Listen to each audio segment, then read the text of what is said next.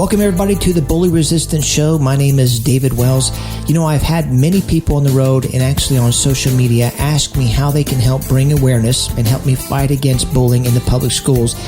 And, you know, one of the ways that you can do that, you can actually go to www.davebond.org, and you can click on and if you scroll down, you can actually click on the Patreon logo, and you can support the foundation and me going into the public schools as low as $4 a month. And in doing, or actually in becoming a sponsor or being a monthly supporter, we'll be emailing everyone the track of the week or the CD of the month, depending on the sponsorship levels. But also, you can actually subscribe to the Bully Resistance Show. If you haven't done so now, just you can actually click on the banner on the website on the front page that says subscribe to the Bully Resistance Show. The Bully Resistance Show is brought to you by Nathan Alfred Insurance. It's an independent insurance agency located in Vienna, West Virginia.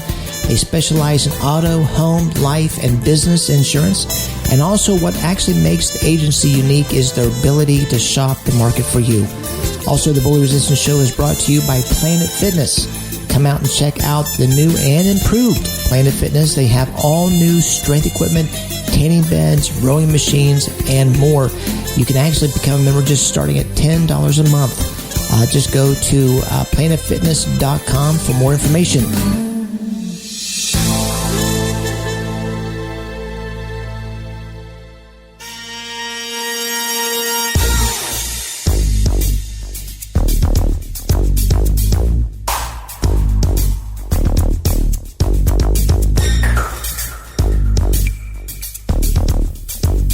Welcome, everyone, to the Bully Resistance Show with David Wells, nationally known smooth jazz artist, CEO and co-founder of the Chocolate Jazz Foundation, and the co-host of a 2-hour syndicated radio program called Chocolate Jazz Radio. Bully Resistance is a weekly 1-hour show that's a motivational, informative, and inspirational program.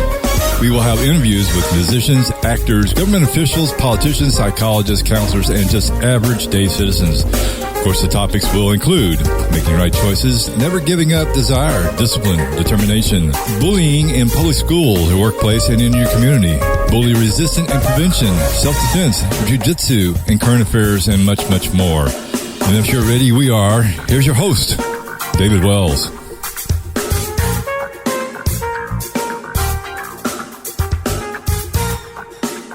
I want to thank everyone for tuning in to another episode of the Bully Resistance Show with David Wells. My name is David, and today we have a special guest all the way from California. He's been in the music business for over 30 years. He has released, over 20 albums. He has a star on the Hollywood star on the Hollywood Walk of Hall of Fame. He's a platinum-selling artist. He has sold out 13 sea cruises. He has worked with artists such as Ray Charles, Natalie Cole, Valerie Simpson, Barry Manilow, and it goes on and on. So at this time, I want to introduce Dave Koz on the Bully Resistance Show. Dave, thanks so much for coming on the show. That was quite the introduction there, David. Yeah. Thank you very much. I hope some of that is actually true. We'll see.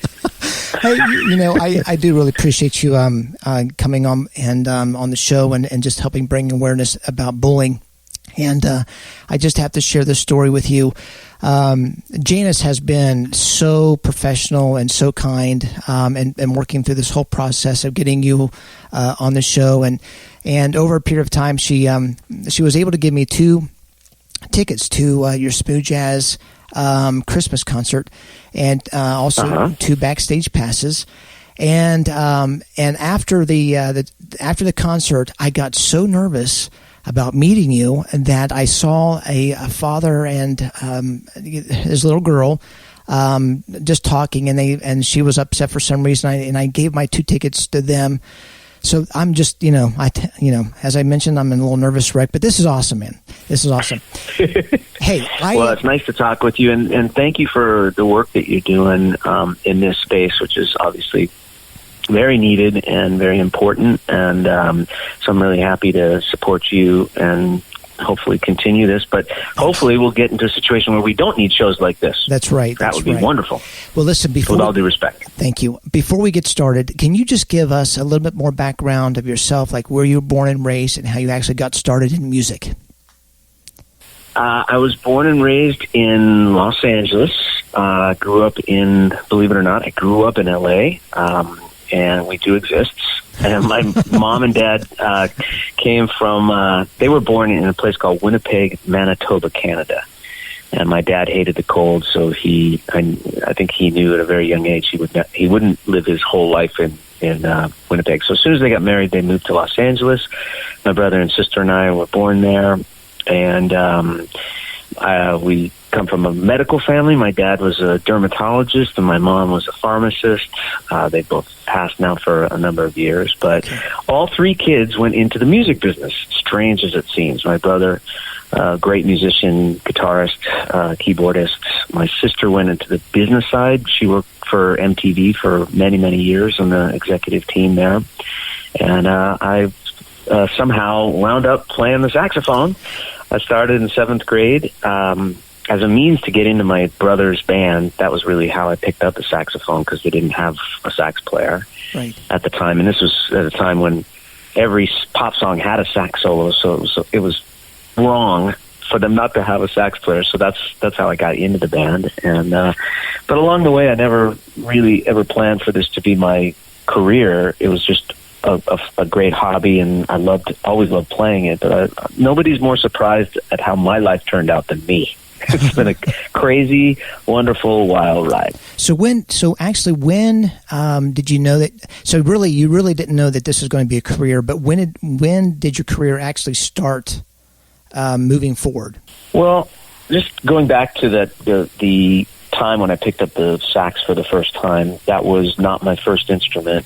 I had played piano terribly and drums even worse. So saxophone it was like when I first picked it up in my hands, there was a different feeling and a different relationship. It was like it became my best friend. And It was at a time when I was very mixed up kid, like a lot of kids in the 7th grade. My body was exploding. I was very awkward, and I didn't have a lot of social, comfort. And the saxophone was like, it gave me confidence. That's the real thing that cemented our relationship. Was when I played the saxophone, I was kind of had more strength as a human being. It just gave me that confidence and that sense of myself. And it's always been there for me as my best friend and most trusted colleague and ally, and it really has been the primary relationship of my life. And I'm very grateful to music in general for giving me that outlet, because not to be over dramatic, but since this is the nature of this show, I think in a way music could have saved my life, because I was such a mixed up kid, growing up gay, not having anybody to talk to, being a stranger in my own family, and just, not being victim about myself, but just, like if the saxophone wasn't there, I don't know what would have happened. I could have descended into some other thing that would have been a lot worse. So, if there was something to be addicted to and give me that kind of feeling, the saxophone was by far the best thing that could have ever happened to me. So, I just at the end of the school year last year, let me back up. In January of 2018 to the end of the school year, which was about 5 or 6 months, the media. Of course, we're familiar with a couple of major tragedies, the school shootings that took place. But from January 2018, Dave, until the end of the school year, which was about 6 months, there was a total of 100 school shootings. And a lot of these school shootings stemmed from being bullied. And a lot of them, of course, weren't. A lot of people's lives were lost. A lot of people were injured. Last night, I was talking to a group of kids, because it's about this time, about 3 to 6 weeks before all the schools are going to be in session. And I know that thousands and thousands of kids are worrying about if they're going to be bullied. They're worrying about if they're going to be accepted of who they are. And one of the things that I told them, I said, one of the things we have to have, even if you have to fake it, you have to be confident in yourself when you walk down those hallways. And I think, when you said that your music brought confidence to you to face where you were at in life at 13 and with all the emotions of being gay and everything else, I think that's incredible on how powerful music can be. Yes. So I commend you with that, let me ask you this. I'm gonna skip down this and talk about bullying. So when you were in school, so was school a place where you were miserable most part, or was it just school was school? I mean, you mentioned that you were in turmoil and all. Were you bullied a lot, or did you see bullying take place? Yeah, I was. I was bullied in junior high school. I'm sorry, in elementary school and in junior high school and in high school, actually. But not to an extent where I think if it was really bad, it was in junior high, only because it was my most awkward 3 years, and I was just a complete mess until like 9th grade. 7th and 8th grade were pretty rough, but not just for me, for everybody. I think everybody had that same feeling, but that's when at least I had something to kind of hold on to kind of give me, a feeling of confidence, or where my north was just in music. And then when I went into high school, I got to be more, I still continued to play music, but I also got involved in student government, and that allowed me to get a little bit more, I hate to use the word popular, but I was accepted in a different kind of pool of people, because I was working in the student government, and that also gave me a little bit more confidence. So, but still, all the while, I remember getting into an altercation in the hallway with somebody who just knocked me cold one day, just out of the blue, some guy. And I remember this guy in elementary school who was, for some reason, grew up a lot faster than the rest of us and was a lot bigger. He had chest hair in 6th grade. It was like, who is this guy? I remember his name too. I shouldn't say his name because I'm sure he's a fine person now, but he just tormented all the rest of us. I mean, he knew it. He knew he had that power because he was just bigger.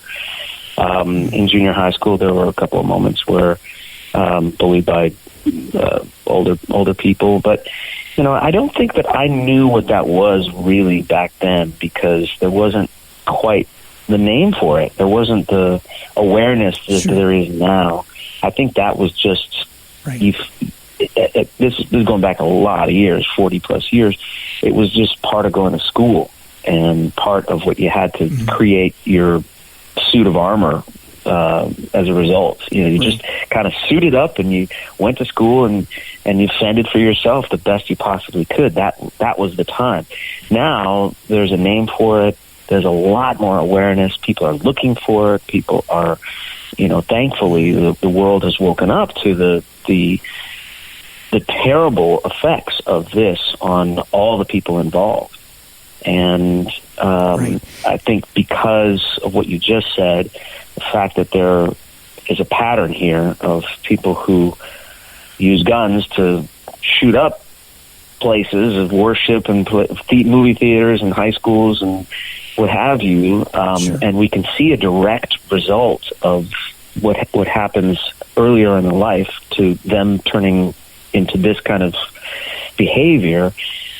Absolutely, there needs to be more awareness. There needs to be more identification of what's really going on so that we can hopefully stop that. There weren't school shootings, 40 years ago. That did not happen. Right. I'm not sure what happened, but that didn't happen. So something is amiss here. Right. Dave, I was doing some research. There's so many statistics online, and it varies and everything else. But I saw a statistic that was a little alarming to me, and it showed that 85% of all bullying, there's no intervention. And of course, I know this is probably a combination of the administration, the teachers, the parents, the friends, and but what we're finding out is that mostly it's the person that's getting bullied is not saying anything.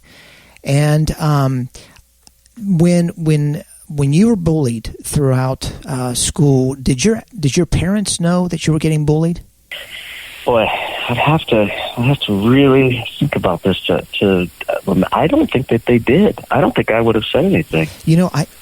And there's a certain shame that comes along with it too, that you don't want to bring into your house unless it's absolutely necessary.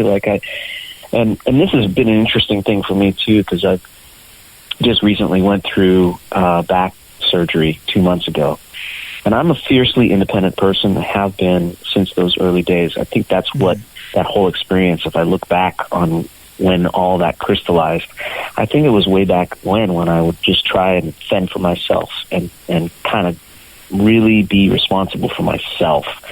And I've become a very fiercely independent person, right.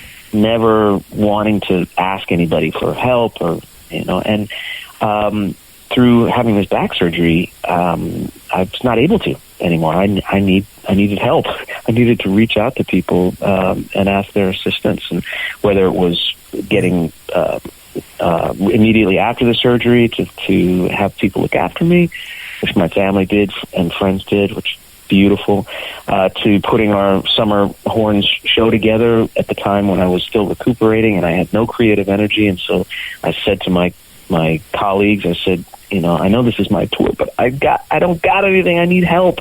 Can you please help me? And everybody came to the rescue in a way that was so beautiful. Right.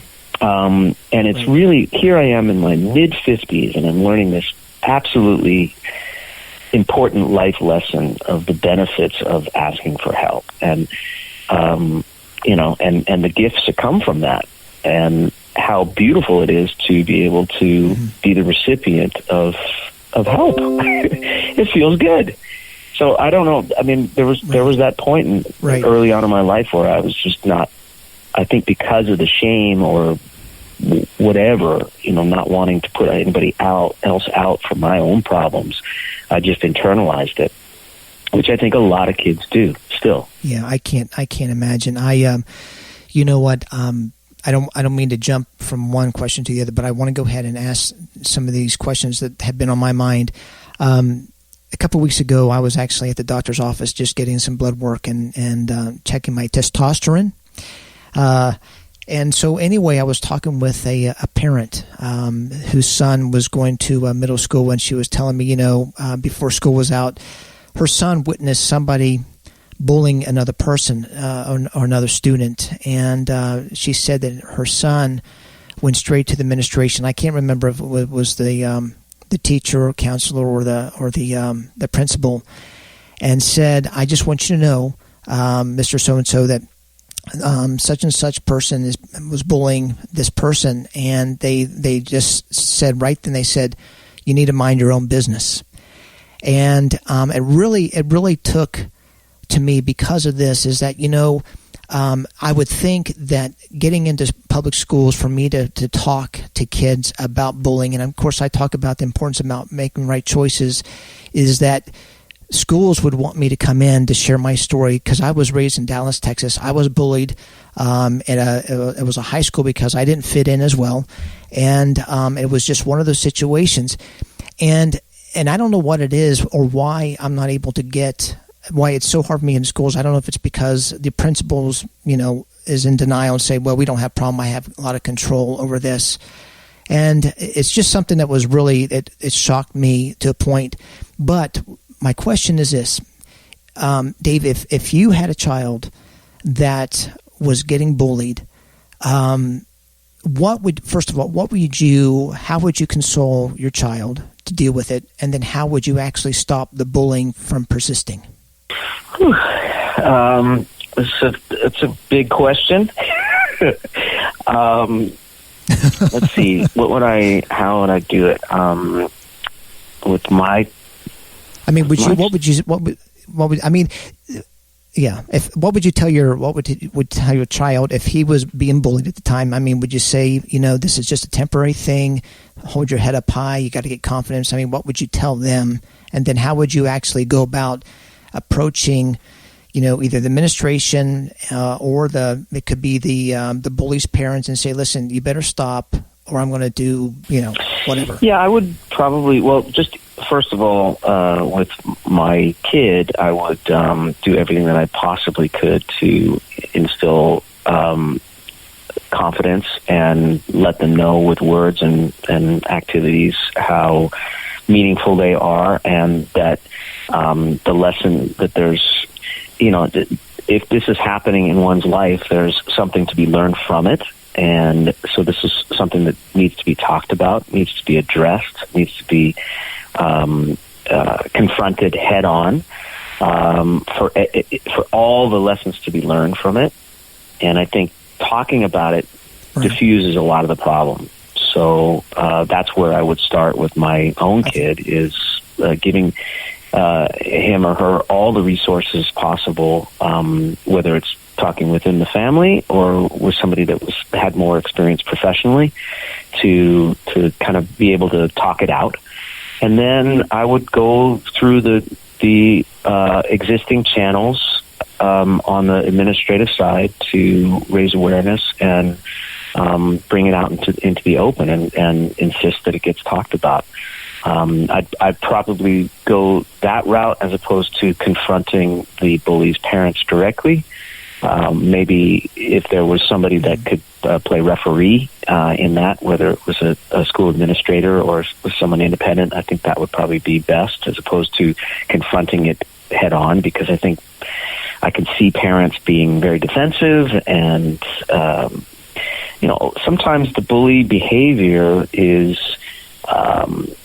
coming from the parents, and I would imagine that there's that there is the source of some of these kids where they're having to work out emotional problems in a physical way, that the problems are stemming from their own family.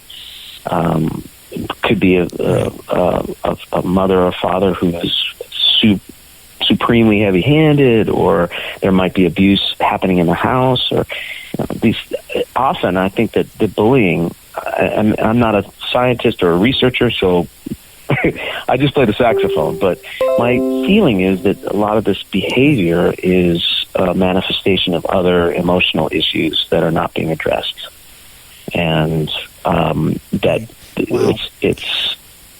there has to be a kind of a sensitivity to that aspect too. You can't just go into people's houses and confronting them, because it could explode into something worse too.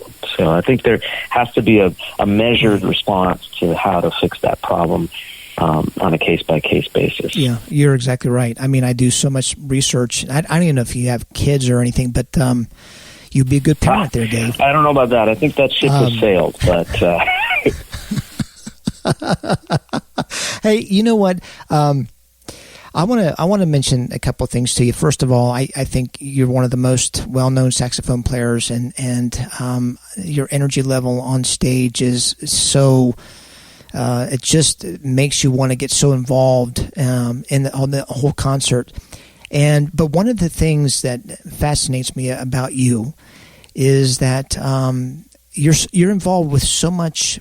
You're more of a businessman. I mean, a successful businessman. You have the wine. That you have your own wine. You have your own national syndicated radio show. You got your cruises. You got your Christmas tours. You got your summer horn tours, and it seems like, I don't know, I could be wrong. Everything that you touch is just been very successful. What do you think? Why do you think that what you're involved in is so successful? I mean, is it your management team? Is it your friends? Is it your fans? Well, I could give you a big, long list of the things that we've done. Some of the things that we've done that have laid the biggest eggs you could ever imagine. So not everything works. Trust me, there's tons of major failures along the way. So, but I think you have to just be okay with that. And well, that's a hard question to answer. I think you got to go with your gut. And when you were asking it, my gut went to, like, what feels good? What continually feels good to me? Mm-hmm. You have to love what you do. And I think when you love what you do, you say, let's try this and let's try that. And some things work and some things don't. But, you know, it's all done out of the joy of trying new things. And I guess in my core, I get a little bit, I'm easily bored. So if I were doing the same thing over and over and over and over again, I would get bored. So these different, like, side streets of if my career is a main boulevard, the side streets of radio and cruise and the other things that you mentioned are fun little detours. But they all lead back to the main thoroughfare. So they're not, like, completely out of context. They have some sort of connection to the main thing that I do. And so it all kind of works as an organism. And you said it too correctly, David, that I can't do it on my own. In each individual undertaking that you mentioned, there's a team of people that I work with that really are phenomenal people. And you mentioned Janice, who's my right-hand person, my assistant, but one of my great friends too. And you have no idea the people that are in my life. That's why I wake up in the morning so grateful for that, because they make it really, really happen on a day-to-day basis.